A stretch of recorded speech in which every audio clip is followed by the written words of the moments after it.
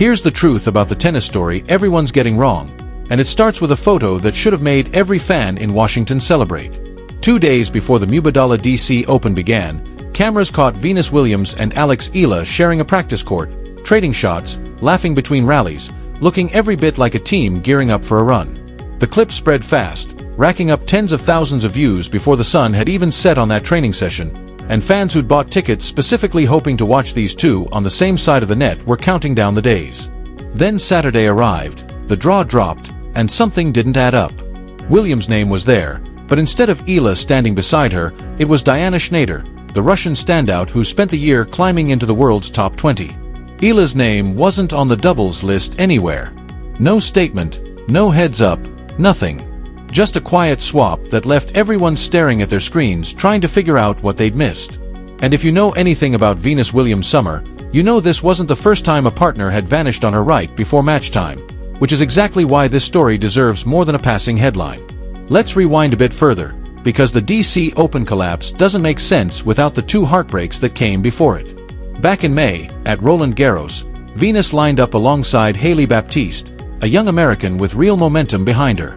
The plan was simple: play doubles together, build chemistry, ride that into the grass season. Except Baptiste never got the chance. During her second-round singles match, she went down awkwardly, and what looked like a routine slip turned into a season-ending diagnosis, a torn ACL and meniscus that would need surgery and sideline her for at least half a year. Just like that, the doubles plan in Paris was dead before either of them stepped on court together. Venus and Baptiste withdrew, and honestly, nobody made much noise about it at the time. Injuries happen. That's tennis. But it was the first domino, and Venus didn't know it yet. Then came Wimbledon, and this one hurt differently, because this wasn't a partnership Venus had built with someone new. This was her sister. Venus and Serena Williams, back on the same doubles draw at the All England Club for the first time since 2022, a reunion fans had been begging for since forever. The wild card came through, the draw was set, and tennis fans everywhere circled the date. Then Serena's knee gave out during her singles comeback match, a 3-set battle that ended with images circulating online of the fluid drained from her joint afterward. Serena pulled out of the doubles, and she said as much herself, admitting how much it meant to have the chance to share a court with her sister again, and how gutted she was that her body simply wouldn't cooperate. Venus, for her part, brushed it off publicly as bad luck, the kind of thing that happens and you just move past. But that's twice now. 2 partners, 2 withdrawals, 2 dreams that dissolved before either match even started. And then Washington happened, and this time it wasn't an injury at all. This time it was a choice, and that's the detail that changes everything about how you should read this story. Eala had just come off an incredible stretch of tennis. Think about what she'd accomplished heading into that DC Open. She became the first Filipina to ever reach the 4th round of a Grand Slam at Wimbledon. She went 12-4 across the grass swing. She won a title in Birmingham, made a semi-final in Berlin, and pulled off a statement win over a top-tier opponent along the way. That's an enormous amount of tennis for a 21-year-old body to absorb in a short window, and when she finally sat down in front of reporters in Washington, she didn't dodge the question.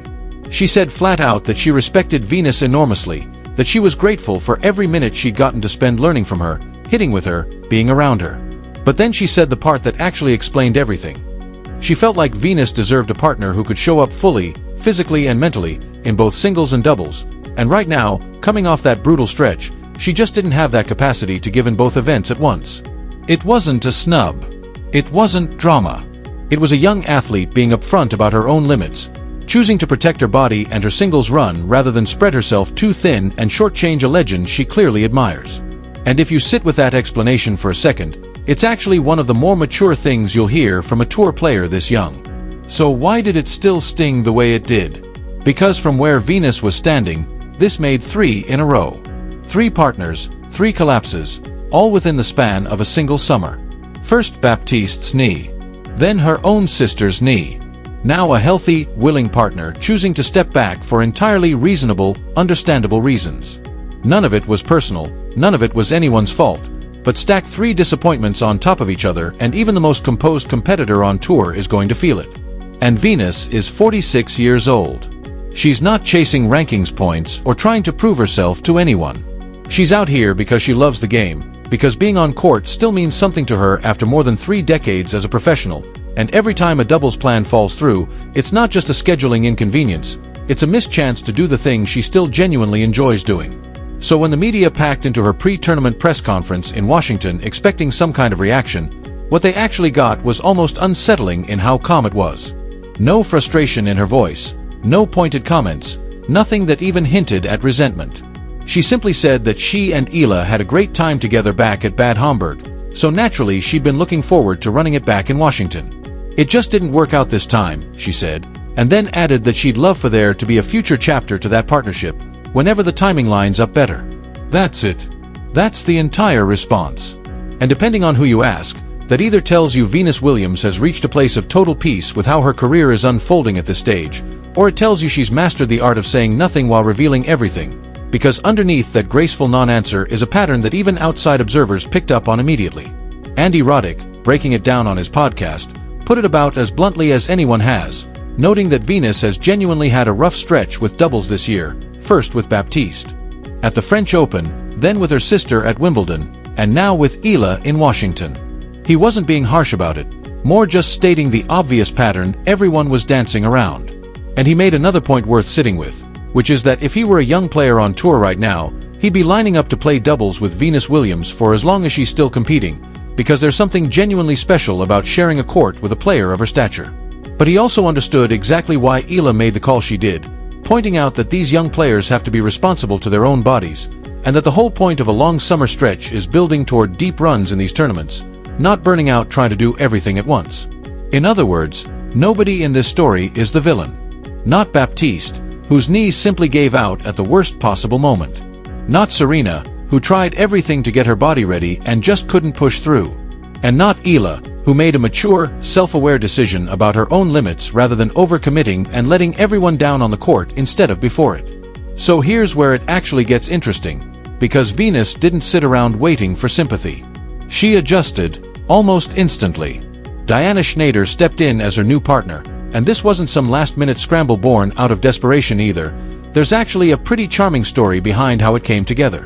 Schneider was having lunch with her team that week when the tournament director walked up and simply asked if she'd be interested in partnering with Venus, since Eala had just backed out. Schneider's response, by her own account, was basically laughing and saying someone should probably ask Venus first, but that she'd absolutely be in if the answer was yes. And the answer was yes.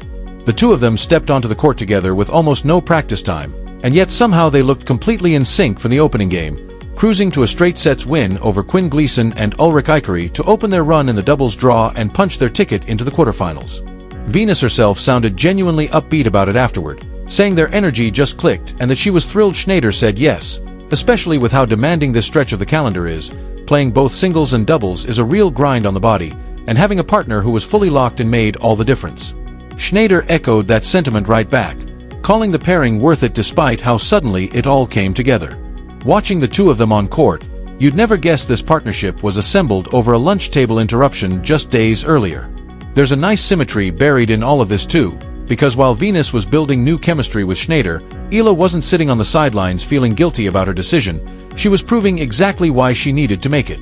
Focusing entirely on singles gave her a real shot in Washington, even against one of the toughest possible draws, a rematch against the reigning Olympic gold medalist from the Paris Games. That's the kind of match that demands everything a player has physically and mentally. Precisely the kind of match Eala was worried she couldn't be ready for if she'd also been splitting her energy across doubles. So in a strange way, her decision to step back from Venus wasn't a rejection at all, it was her taking the partnership seriously enough to admit she couldn't do it justice under the circumstances, which honestly says more about her respect for Venus than agreeing to play through exhaustion ever would have. And that brings us back to the real question hanging over this entire summer, because when you line up Baptiste's injury, Serena's knee, and Eala's honest step back side by side, you start to see this less as a string of bad luck and more as a portrait of just how demanding the modern tennis calendar has become, even for the players not directly affected. Everyone involved in this story was operating in good faith, everyone had legitimate reasons for the choices they made, and yet Venus Williams still ended up standing alone at the start of 3 separate tournaments this year, watching partnership after partnership dissolve for reasons entirely outside her control. What makes her response worth paying attention to isn't outrage, because there wasn't any. It's the fact that a 46-year-old competitor who's seen essentially everything the sport can throw at her chose grace over frustration every single time, publicly leaving the door open for future partnerships rather than closing it in disappointment. Whether that's simply who she's always been, or whether it's a version of peace that comes from decades of experience learning not to take these things personally, is something only she really knows. What we do know is that she's still out there, still finding new partners, still winning matches, and still, by every account from people actually courtside with her, having fun doing it. The dream pairing with Eala might not have happened this time around, but based on everything both women have said publicly, it sounds less like a door slamming shut and more like a partnership on pause, waiting for a summer when both of their schedules and their bodies finally line up. Given how this year has already tested Venus Williams' patience 3 times over, you have to wonder what she's thinking heading into the next stretch of the season, and whether the tennis world is finally about to get the reunion it's been chasing since Bad Homburg, or whether life on tour has one more twist waiting in the wings.